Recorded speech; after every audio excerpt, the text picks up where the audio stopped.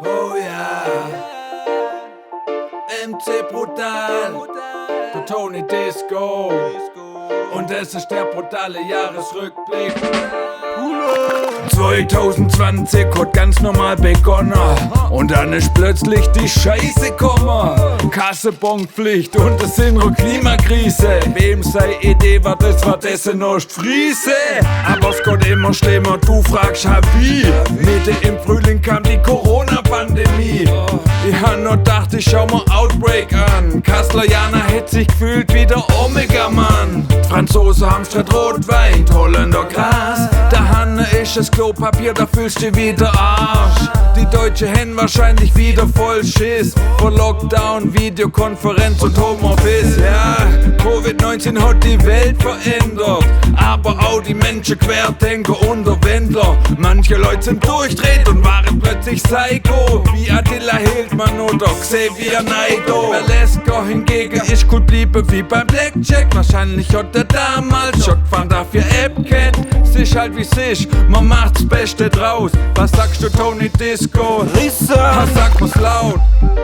das war scheiße dieses Jahr. Aber ich kann auch nix mehr dran machen. Der Kopf nach oben, der Blick nach vorne.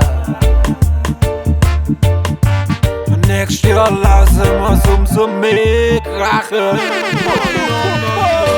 Cem Özdemir war der coolste im Interview, weil manche Leute geben halt einfach Ruhe. In so einem Fall ist es voll okay, wenn man sagt, halten Sie bitte die Fresse, danke, ihr redet grad.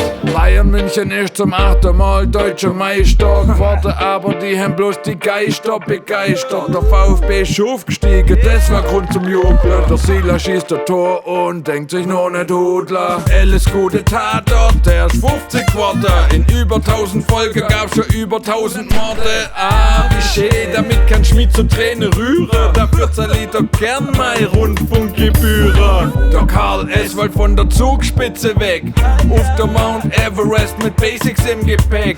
Der hat sich wohl gefühlt wie der Reinhold Messner. Bei Tim Gabel kam's dann wieder Wrestler, Brock Lesnar. Willst euch was verdienen, musst anfangen Streamer. Brauchst bloß eine Kamera und Saschas Gardiner. Der Knossi aus Rastatt mit Krone auf dem Kopf, hält mit Angelcamp der deutsche Zuschauerrekord. Ja, in Deutschland fährst mit dem Hype-Train oder mit Tempo 40 auf der Pop-Up-Bike-Lane. Elektromobilität liegt bei 5-8%. Der Rest fährt SUVs, da hat die Industrie wohl pennt. Jerusalema heißt der virale Hit. Auf der ganzen Welt tanzt man der Line Dance mit. Master KG und Zekode hat gesungen. Auch der Stuttgarter Flughafen hat Tanzbein geschwungen.